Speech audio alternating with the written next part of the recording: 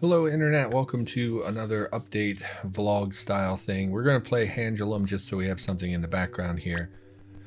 And again, the point of this series is just so I have a place to talk about darker things is initially how it started. I was having a lot of issues with, my brother, death threats and violence and things like that.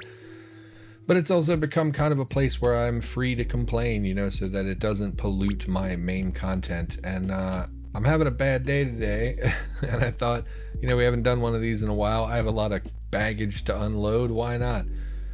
So here we are, everybody. Yeah, life has been mostly fine for the most part. Nothing catastrophic has happened. That's part of why we haven't had one of these updates in a while. And things with my brother had cooled off considerably. He was working. Sometimes he was off other days.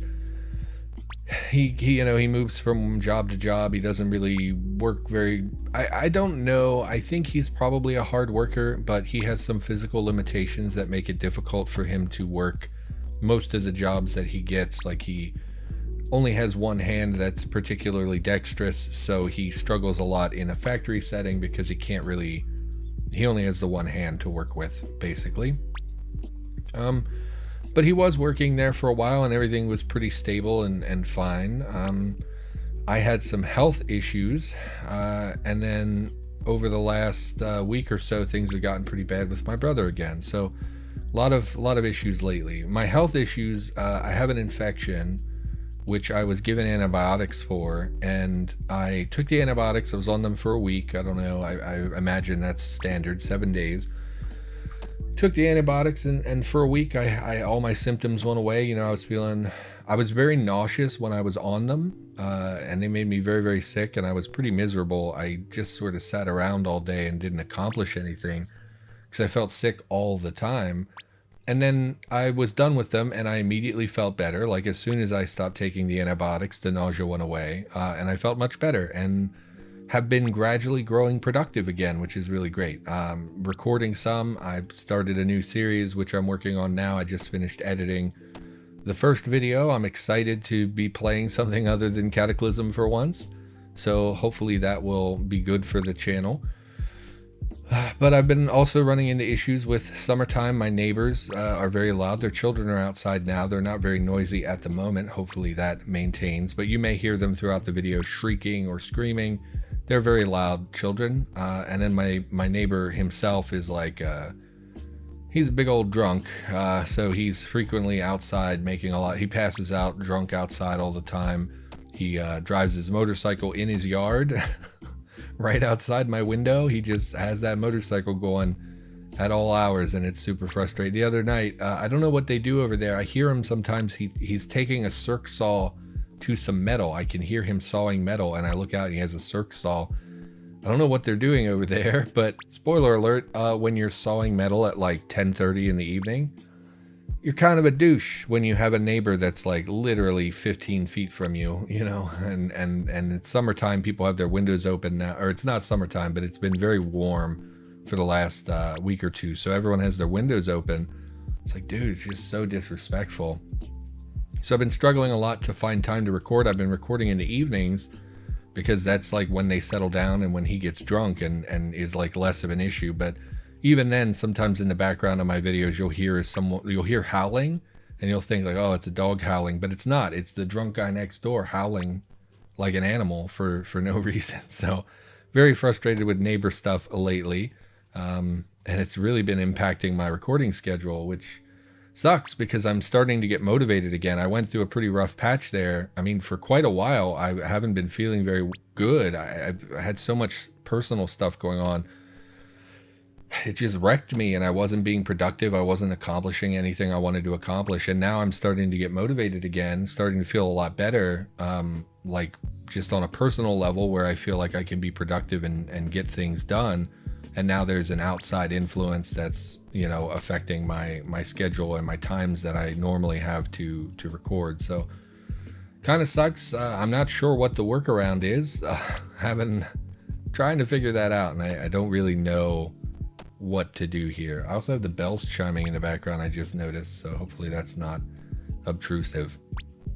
So my health was better after I finished the antibiotics. That was about a week ago. And then today I started getting symptoms of my infection again. Pretty well, last night actually. So, I was on the antibiotics for a week. They made me very sick, but they cleared up my symptoms. And now that I'm done with them, all the symptoms are back. I don't know. I expected this would like nip it in the bud and I would recover, and it's really not been that. I've been starting to get pretty nasty symptoms again. I do have a follow-up on, I think it's like the 15th of April, so it's something that, we can talk about in a few weeks, but the fact that the antibiotics didn't really seem to do anything is concerning, because that makes me think it's like a really intensive infection, or that I might, it might be very serious. So I'm a little concerned about that. But hopefully in 2 weeks, we can take steps. It's an abscess tooth, by the way. I don't know if I mentioned that. Saying infection makes it sound like it's some crazy, horrible thing, but it's an abscess tooth, which is very serious too. You can get infections in your jaw and they have to remove your jaw and stuff. And I'm just concerned, as anyone would be, over this abscess tooth. So the 15th, I'm supposed to have it pulled, but I don't know if they'll do it if I have an infection still. If it's still like an abscess, I don't think they'll want to pull it. So it needs to come out to resolve the issue, but it also, raises other issues, because like if you get infection, I think if it gets in your blood, right, it's like super bad for you. You could die from it. It's a pretty big deal. So I'm concerned about what's going to happen, but we'll see. I'm also worried that pulling the tooth is going to have, I forgot to have my AC on. Sorry about that. I'm also concerned it might affect my speaking voice, which obviously for internet reasons, people hate change. So hopefully that won't be a noticeable change. I'm probably fretting over nothing. I'm sure it'll be fine, but I don't know. Just a lot of fear. And then things with my brother have been picking up to be pretty terrible again. So about a week ago, he got his license back. So long story short, my brother did not have his license for a few years because he had a DUI. Basically, he totaled his car. He hit he came around a bend and there was a gas truck, like I don't know. I think he just called it a gas truck. He came around the bend, pretty blind area, but it's 40 there. He should have had plenty of time to stop, and he hit this like gas truck and totaled his car. And then they said that according to him, he says that he was tested for a blood test, and they found his medication in his system, which they said was in the incorrect dosage. So it was technically a DUI or a DWI. I don't know the difference. However, when I looked at his court stuff recently, I saw that it was for intoxication. So he lied to us and said that it was his medication, when I believe in reality it was him being drunk. So he did not have his license for a long time. He was supposed to take classes and he chose not to do that. I don't know why. And so he's for a couple years now has not had any license, which also was an issue because it was like a brand new car that my family had got him and paid money for, and he just totaled it and was like, what are you gonna do? And then lied to us about it.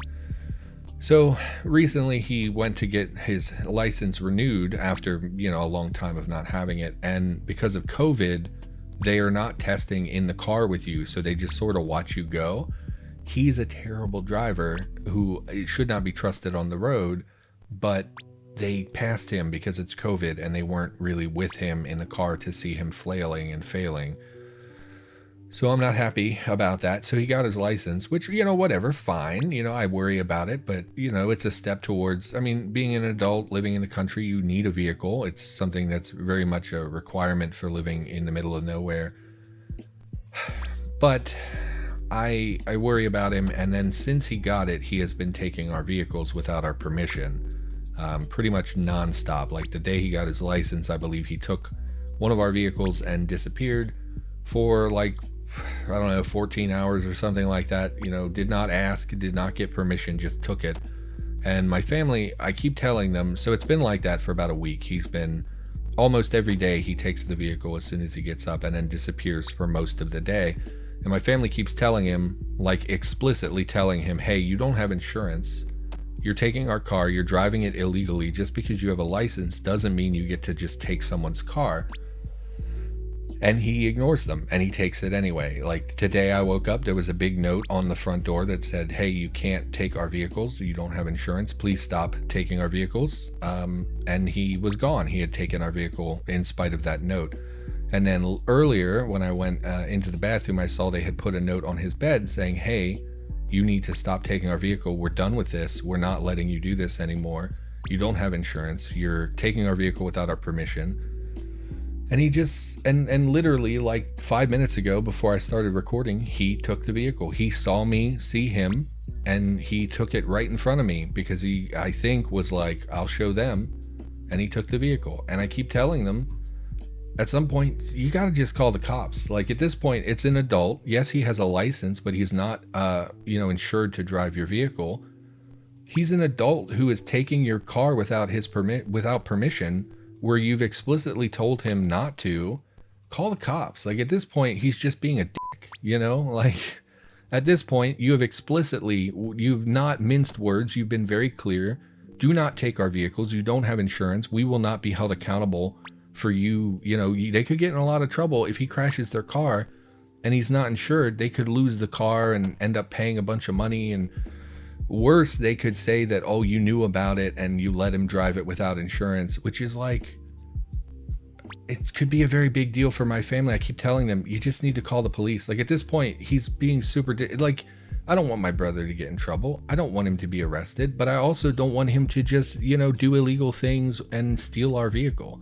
At some point, you have to put your foot down and say, okay, he's made this bed for himself. He's continually disrespected us. We have no alternative. He's obviously not listening to us. He's obviously not respecting his family.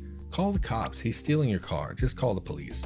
And I'm waiting for the day, because they were talking about hiding their keys. And I was like, he's going to take my car. And when he takes my car, I'm going to call the police, because he will not drive my car. I need my car for work. If he were to get in an accident, uninsured, I could lose my vehicle, and I could I could lose my job over it, because I use my personal vehicle for work most of the time. And it's just been very frustrating. Like I said, right before I started recording this, I had seen the note in his room, and they specifically said, hey, we really want the truck keys back, you can't just take the truck.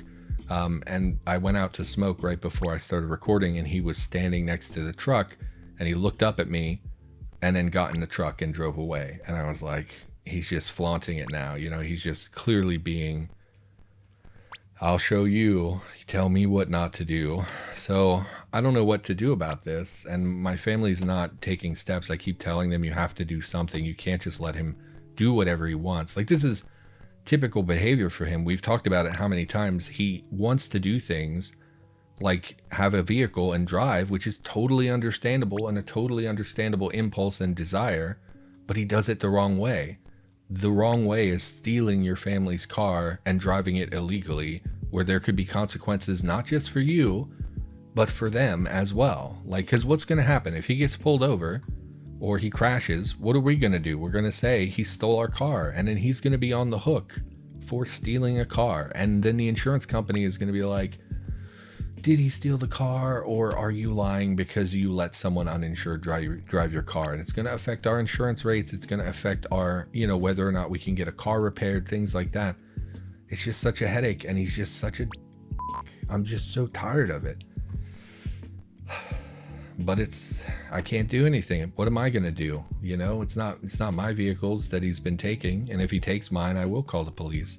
So I don't know, what do you do when someone is blatantly disrespecting you and lying about things, and just so over it. Like, I keep, ever since the death threats and everything, I keep going back and forth where I'm like, on the one hand, he's my brother and I want to take care of him. On the other hand, I'm just so tired of dealing with him. And lately, more and more, I'm like, I keep giving him chances, like maybe he's going to reform. Maybe he's going to realize that he's doing things the wrong way.